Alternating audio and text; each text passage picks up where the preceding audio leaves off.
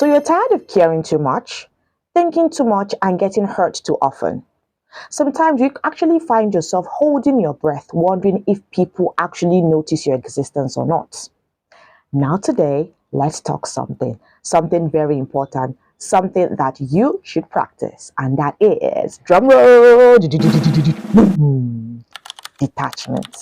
Now, let me be helping my, we are getting old, so you need some prompters to just remind yourself about some major points while talking. So now, this detachment is not coldness and it's not pride, but it's that soft, peaceful, I am not pressed vibe anymore. Now, let me tell you this particular story.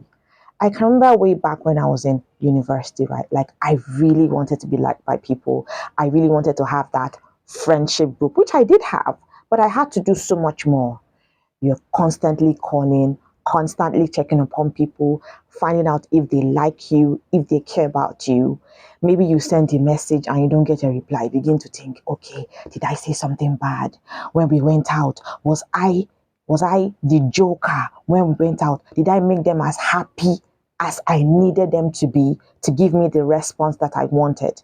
And that is something that actually messes with you as a person. And you do not need that. Now, detachment isn't I don't care anymore. Detachment is I care, but I am not controlled by the outcome. Now, it's understanding that you could love someone, you could want something, and actually hope for a thing, but still be at peace with the fact that it may not go your way. Now, let's look at this. Most of the times we are obsessed with things, obsessed with people, obsessed with the so-called outcome. Now, I want to tell you three major things. Obsession is not connection. Love is not control. And fear is not loyalty. Now, have these three things at the back of your mind always. Now, let's look at the signs that you need to detach. Because sometimes you don't know you are doing something wrong. You keep at it. You keep on doing the same thing over and over, expecting a different result, and it doesn't work out that way. So, the number one point is you have that anxious feeling. You're like, did he call me? Is she going to text back? How does her text, sound? You start reading meaning into everything. The meme. How did her hello sound? Was it hello? Was it hi? Was it what's up? You don't need that. Like, that's on period. Some Gen Z vibe. You do not need that at all. Then another major thing, like I mentioned earlier, is that your moods will be swinging like a monkey. You know how monkeys swing from side to side? Your moods swing because you're not sure how to respond to people. So once they're happy, you're happy. Once they're sad, you're sad. Once they're quiet, you're quiet with them. And sometimes you do not have to behave towards somebody based on their mood. I understand it's hard because our upbringing, you had to study your parents. Is daddy in a good mood? Can I ask him for what I need at that moment? Mommy called me in a certain way, so she's happy, so I can actually give her my request. Now, these are things that you need to work hard at changing. That's why this particular channel is here to help you identify things that you might be doing, to help you make the right choices. So you could call me your internet auntie. And guys, I actually forgot. Welcome to my space. This is Lara's Lighthouse. This channel is aimed at helping young people, both male or female, make the right decisions. And today we're talking about detachment, why it's important, the signs of detachment, and the peace that comes with detaching. So I said the first thing is you're always anxious. That's the signs that you need to detach. You're always anxious. You're wondering why this person is behaving in a certain way. Then your moods are based on how other people treat you. You're looking at how did they answer me? How was their response towards me? Then you're always trying to fix everything. Come closer. You are not Olivia Pope. You are not a fixer. You are not tech support. You do not need to debug everybody. You just need to do good, be good, and leave the rest for others. You are not meant to regulate anybody's moods. That's what many of us have been taught, especially the ladies.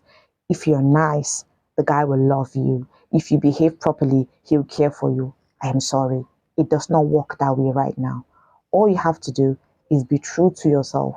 love yourself, respect yourself, enlighten yourself, pour into yourself, and you'll see how your life will become better. Now, like I said before, there is peace that comes with detachment. When you realize you don't have to perform anymore, you're not a circus clown, you're not an actor who is waiting for an Academy Award. You are yourself. You're beautiful, you're flawed, you make mistakes, but yet again, you deserve to be happy.